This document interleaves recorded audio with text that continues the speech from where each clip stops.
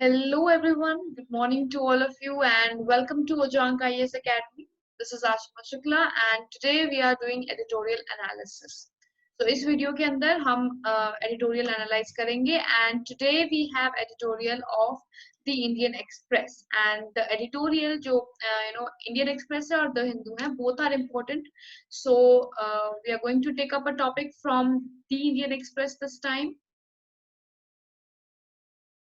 But before we begin, for all those who are new, इसी तरह का जैसा आज वीडियो है एडिटोरियल एनालिसिस या न्यूज एनालिसिस का, उसी तरह से और भी वीडियोस अवेलेबल हैं एंड उसके लिए you will have to purchase the course. तो एनी टाइम लर्निंग ऐप पे न्यूज़पेपर एनालिसिस का एक कोर्स अवेलेबल है जिसके अंदर इसी तरह से और न्यूज एनालिसिस किए गए हैं एंड इम्पोर्टेंट फैक्टर्स एक्सट्रैक्ट करके आपको दिए गए हैं. So both of the things are going to be there and with that we move forward. आज का शुरू करते हैं editorial analysis. First of all we will have a look at the editorial. सबसे पहले एडिटोरियल पे नजर डालते हैं. सो द इंडियन एक्सप्रेस का 6 जून का एडिटोरियल है, व्हाट इज आत्मनिर्भर Bharat. The self-reliance is about self-resilience and decentralization, not isolationism.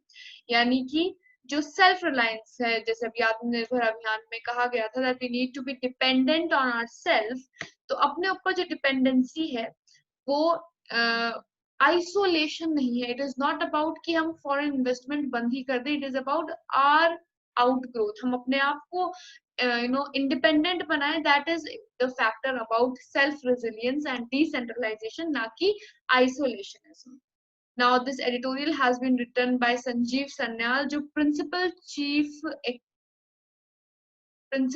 economic advisor है. इंडिया सेंट्रल गवर्नमेंट के प्रिंसिपल इकोनॉमिक एडवाइजर हैं संजीव सन्याल और उन्होंने ये एडिटोरियल लिखा है. So if we go through the editorial, the beginning of it says that Prime Minister Modi delivered 2 important speeches. Recently जो speech दी गई थी by Prime Minister Modi, जिसमें से एक के अंदर बात कही गई थी about the economic package और दूसरी के अंदर बात कही गई थी Confederation of Indian Industry के बारे में. और ये दोनों जो topics थे, they were related to the fact of आत्मनिर्भर अभियान. So आज के एनालिसिस में we'll have the important factors extracted from this editorial and further related information है, उसके ऊपर भी हम लोग डिस्कशन करेंगे. So let's move forward. First of all exam relevance. सबसे पहले एग्जाम में ये कैसे रिलेटेड है. तो प्रीलिम्स में it is important from current events point of view and government policies, क्योंकि it's a move by government to enhance the governance. Governance बढ़ाने के लिए गवर्नमेंट ने इनिशिएटिव लिया है. So government policies, relevant policies and current policy, दोनों चीजें important रहेंगी. एंड करंट इवेंट्स मेंस के अंदर जीएस पेपर 2 के लिए इंपॉर्टेंट है, which is about Indian polity and governance. तो न्यूज के बारे में आते हैं. First of all current news है. Recent weeks prime minister delivered 2 important speeches, जिसके अंदर उन्होंने इकोनॉमी के विजन के बारे में, अर्थव्यवस्था के लिए जो उनकी आगे की सोच है, आगे की प्लानिंग है, उसको हाईलाइट करते हुए ये स्पीच दी थी. और दोनों स्पीचेस के अंदर, जैसे अभी एडिटोरियल में मैंने हाईलाइट ही किया था, 2 चीजें थी. फर्स्ट वाज इकोनॉमिक पैकेज, जो बाद में निर्मला सीतारमन जी ने explain किया था. and second of all was about the confederation of industry in India. so दोनों चीजों का जो emphasis था या जो ध्यान था, वो सारा किसके ऊपर था? आत्मनिर्भर भारत के ऊपर या सेल्फ रिलायंट इंडिया के ऊपर. so our main focus was self reliant India. तो इसी के बारे में हम और इसी से रिलेटेड हम इंफॉर्मेशन आगे देखते हैं. फर्स्ट ऑफ ऑल, आत्मनिर्भर भारत क्या है या what is the road ahead. अगर हम कह रहे हैं आत्मनिर्भर भारत, तो what are the expectations and what are the pointers in front of us. क्या हमारे पास पॉइंटर्स है? फर्स्ट ऑफ ऑल 5 पिलर्स हैं. इसके 5 पिलर्स हैं जिसके ऊपर ये आत्मनिर्भर भारत खड़ा हो सकता है. First of all economy. Quantum jumps चाहिए हमें, इंक्रीमेंटल चेंजेस नहीं चाहिए. इंफ्रास्ट्रक्चर हमें डेफिनेटली, अगर मॉडर्न इंडिया चाहिए तो इंफ्रास्ट्रक्चर भी मॉडर्न इंडिया का अलग होना चाहिए कंपेयर टू द बैकवर्ड वाला जो इंफ्रास्ट्रक्चर है, उसे हमें एनहांस करना पड़ेगा. System that is technology driven artificial intelligence को लेना, स्मार्ट सिटीज वगैरह बनाना, so that is infrastructure, system, economy, demography and demand. ये 5 पिलर्स हैं जिनके ऊपर हमारा आत्मनिर्भर भारत स्टैंड करता है।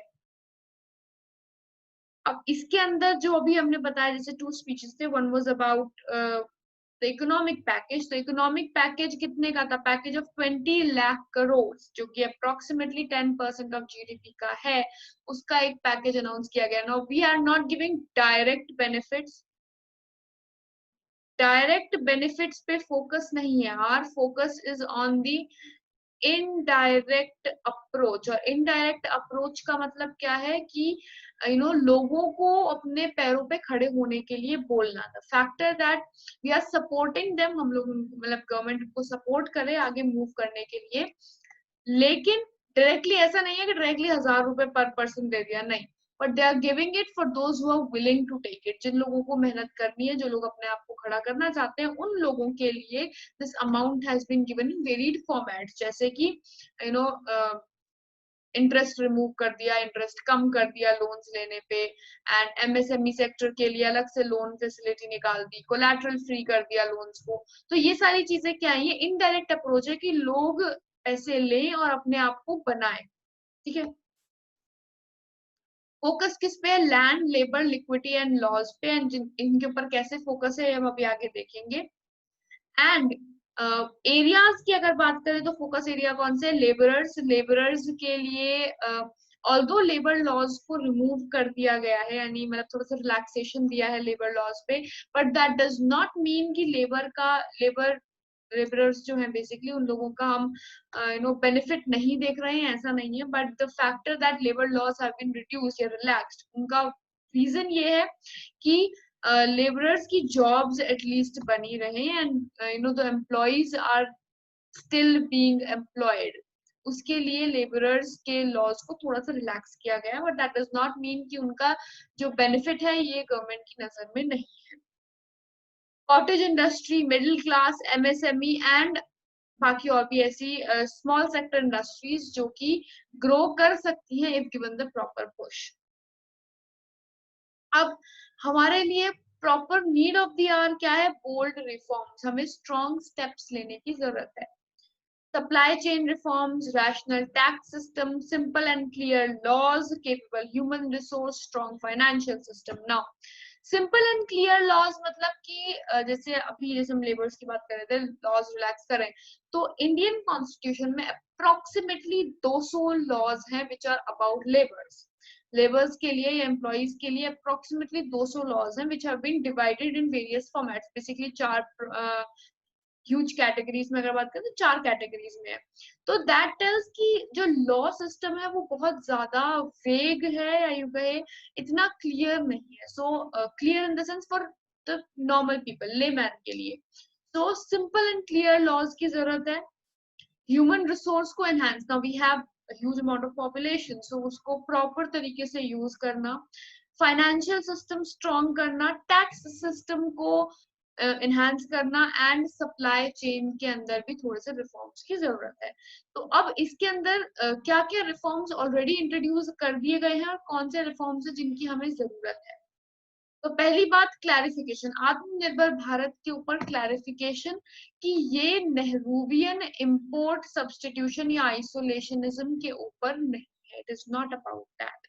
यह विचार नेहरूवादी आयात प्रतिस्थापन या अलगाववाद के की ओर लौटने के बारे में नहीं है ना। व्हाट डू यू मीन जब हम कह रहे हैं नेहरूवियन इंपोर्ट सब्स्टिट्यूशन? तो when prime minister was Pandit Jawaharlal Nehru, तो उनका ये मानना था कि हमें अपने आप को आइसोलेट कर लेना चाहिए जिससे कि इंडियन प्रोडक्ट्स को हम बढ़ावा दे सके, यानी हम इंपोर्ट ना करें कुछ भी बाहर का, और इस तरह से हम एक बाउंड्री क्रिएट कर लेंगे अपने आसपास, एंड इंडिया में जो प्रोडक्ट बन रहा है वही लोगों को खरीदना पड़ेगा। सो बेसिकली इंडियन प्रोडक्ट्स को ही इनहेंस किया जाए, इंपोर्ट हम कराए ही नहीं, इंपोर्ट को सब्स्टिट्यूट कर दिया या हमने अपनी कंट्री को आइसोलेट कर दिया।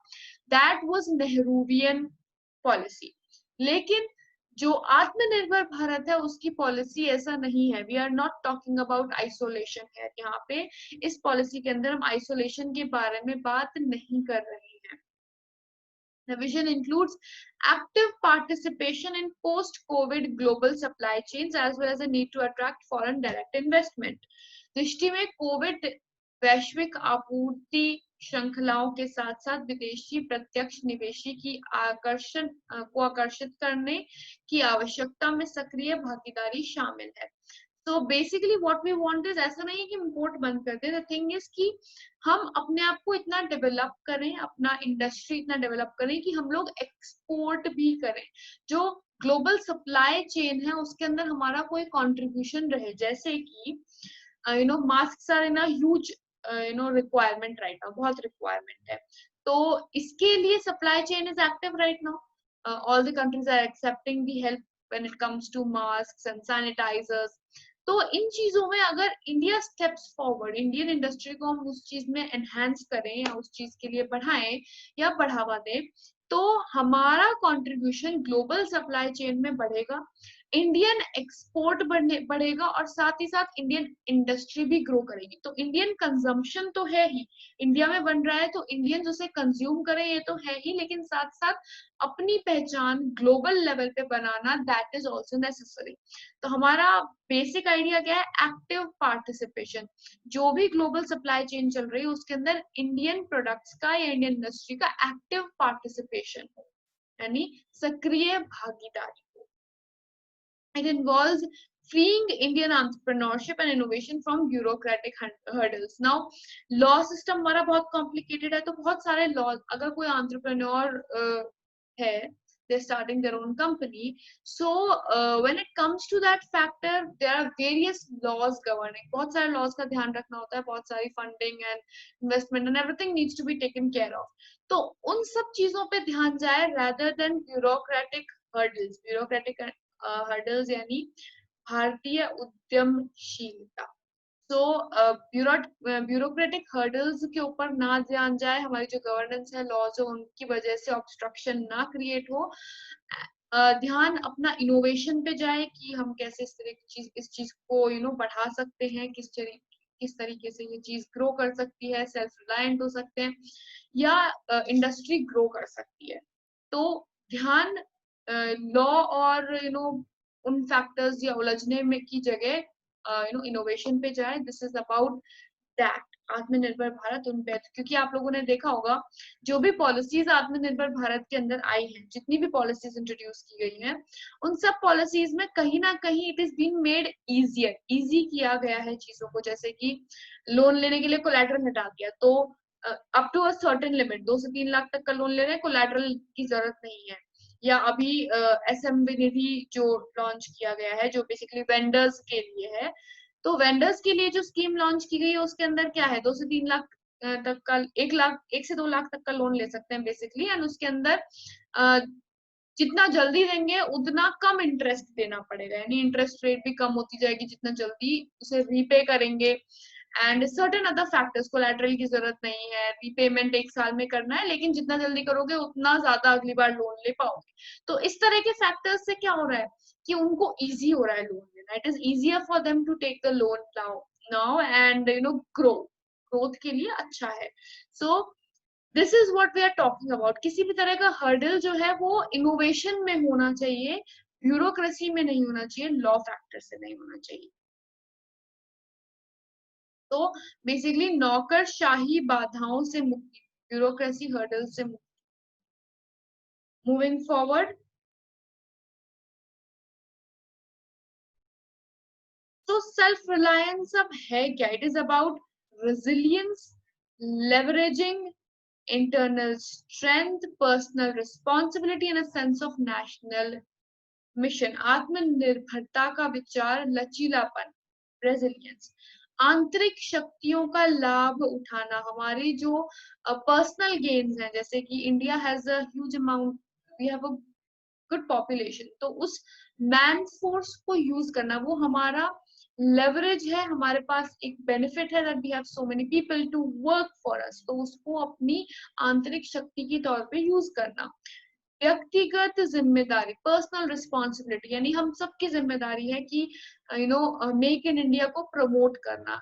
If something is being made in India तो हम फॉरेन इंपोर्ट्स की जगह इंडियन मेड प्रोडक्ट्स को करें। तो that is about personal responsibility. Her person की रिस्पॉन्सिबिलिटी, हर इंसान की रिस्पॉन्सिबिलिटी है कि वो इंडियन प्रोडक्ट्स को ज्यादा फेवर करे। तो व्यक्तिगत जिम्मेदारी और राष्ट्रीय मिशन की भावना के बारे में है। तो इट सेल्फ रिलायंस का मतलब ये नहीं है कि बाहर की चीजें बंद कर दें, इसका मतलब ये है कि हम अपने आप को इंडियन प्रोडक्ट्स पे डिपेंडेंट करें, यानी हम लोग उन प्रोडक्ट्स को फेवर करें, उन प्रोडक्ट्स को जो इंडिया में बने हैं उनके ऊपर हम ज्यादा ध्यान दें, उनको परचेज में ज्यादा दें। और साथ ही साथ for those who are in the development process, वो लोग इंडिया में ही प्रोड्यूस करने की कोशिश करें। The recently announced liberalization of agriculture sector is a good illustration of this world view and its economic implications.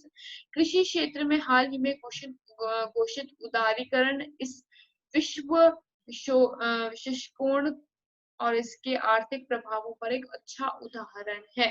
Now, agriculture sector का किस तरह से helpful है? Now, there are which we call as draconian laws. तो agriculture sector को recently relieve किया गया है because certain factors which were there earlier उनको remove किया गया है, which was about the Essential Commodities Act and Agriculture Produce Marketing Committee. Now इनसे agriculture sector पे कैसे इफेक्ट पड़ा है या किस तरह से उन्हें लिबरलाइज किया गया है, हल्का किया गया है, उसके बारे में we will look up in the next slide. Draconian laws in Indian agriculture policy आज तक दो चीजों के साथ चलती आई है, एसेंशियल कमोडिटीज एक्ट और state level agriculture producing marketing committee.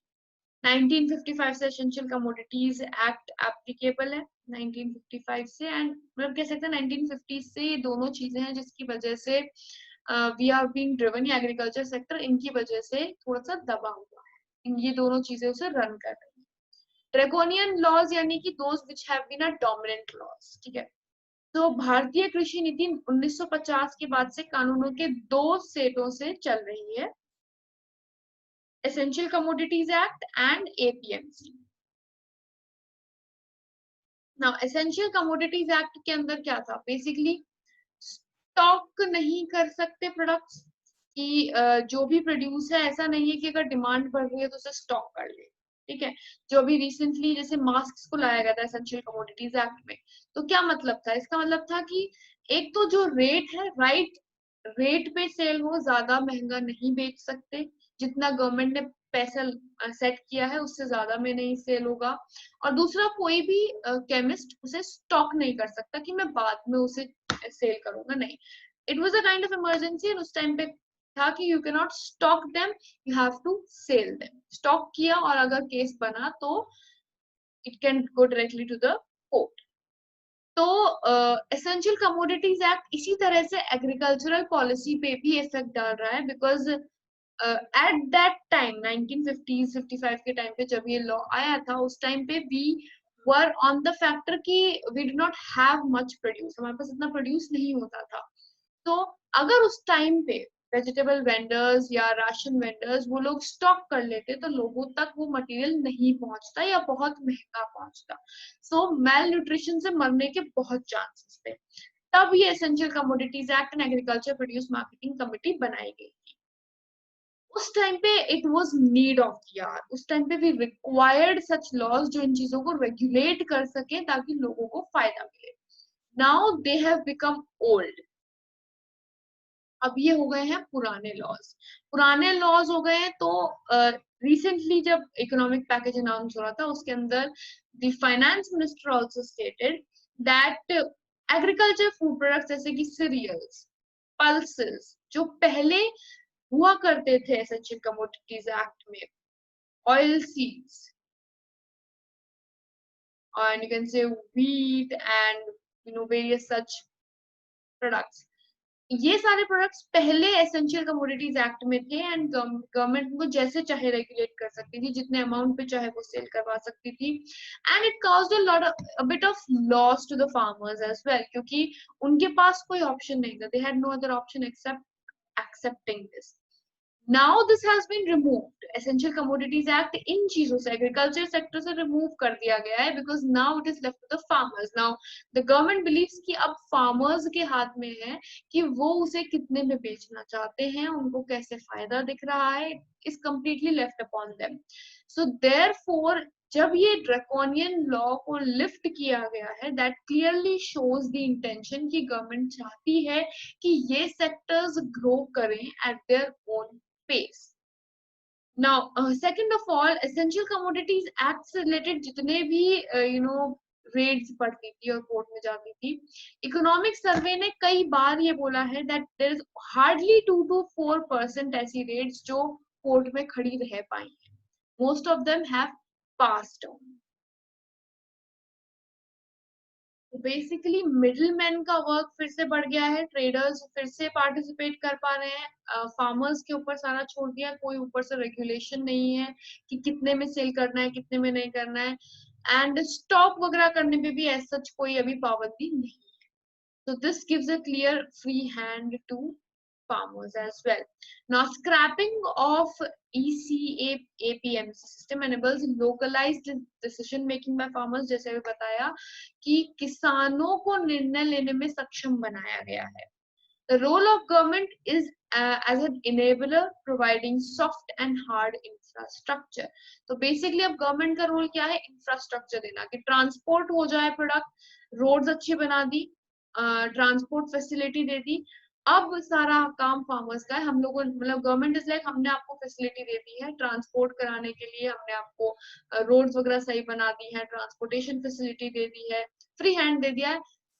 We have enabled you for yourself, हमने आप लोगों को अपने आप में खड़ा करने के काबिल बना दिया है.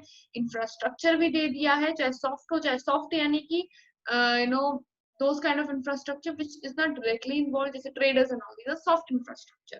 Hard infrastructure physical वाला, roads वगैरह बना दिया, trucks and all provide करा दिया, that is hard infrastructure. There is an unapologetic commitment to privatization of non-strategic public sector entities. Now, these moves, इस तरह के जो moves है, इससे क्या पता चल रहा है that we are more in the promotion of privatization. Privatization में हम ध्यान दे रहे हैं, प्राइवेट इन्वेस्टमेंट को बढ़ावा दे रहे हैं, कॉर्पोरेट लॉ के काफी सेक्टर्स को डीक्रिमिनलाइज कर दिया है. कैसे सेक्टर्स? लेबर लॉज को काफी हद तक रिलैक्स कर दिया है. दैट मींस कि it was more involve in corporate sector as well. Corporate sector से कहीं ना कहीं लिंक था लेबर लॉज, एंड उनमें कुछ सेक्टर्स को डीक्रिमिनलाइज कर दिया. वर्किंग आवर्स के रिलेटेड हो गया, चाहे पे के रिलेटेड हो गया, तो कुछ लॉज को डीक्रिमिनलाइज कर दिया है एंड ग्रेटर फ्लेक्सिबिलिटी दे दी है. काफी स्टेट्स ने अपनी अलग से फ्लेक्सिबिलिटी दी है, सेंट्रल की तरफ से थोड़ी फ्लेक्सिबिलिटी अलग है. So flexibility has also been provided. These are the certain reforms. ये कुछ reforms थे जो किए गए हैं. अब बात करते हैं कि हमारा जो resilience है उसके आगे future क्या है. Self-reliance also means a commitment to resilience at multiple levels. National level पे भी है. आत्मनिर्भरता का मतलब कई स्तरों पर एक लचीलापन है. नेशनल लेवल पे, इंडस्ट्री लेवल पे, इंडिविजुअल लेवल, हर लेवल पे अलग अलग है सेल्फ रिलायंस. नेशनल लेवल पे इट मींस कि हम एक्सपोर्ट ज्यादा करें, इंपोर्ट कम करें. इंडस्ट्री लेवल पे है कि हम प्रोड्यूस ज्यादा करें एंड क्वालिटी अच्छी करें. इंडिविजुअल लेवल पे है कि लोग परचेज करें एंड फेवर करें उनको. तीनों लेवल पे इसका इफेक्ट अलग अलग है या इसका मतलब अलग अलग है. A need to carry out administrative reforms and more specifically reforms of legal system.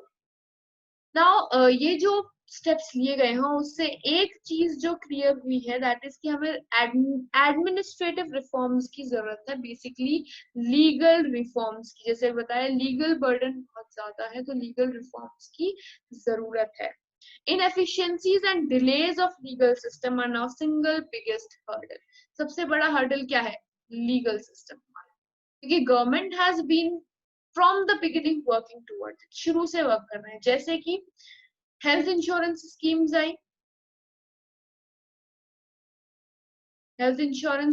I, Ayushman Bharat scheme लाई गई. इसमें क्या था? डायरेक्टली आपको पैसे नहीं दे रहे हैं, ऐसा नहीं है कि आपको हेल्थ के मामले में सबको 2-2 हजार रुपए दे दिए, all the citizens of India have been given 2000 rupees for their monthly health checkup, नहीं.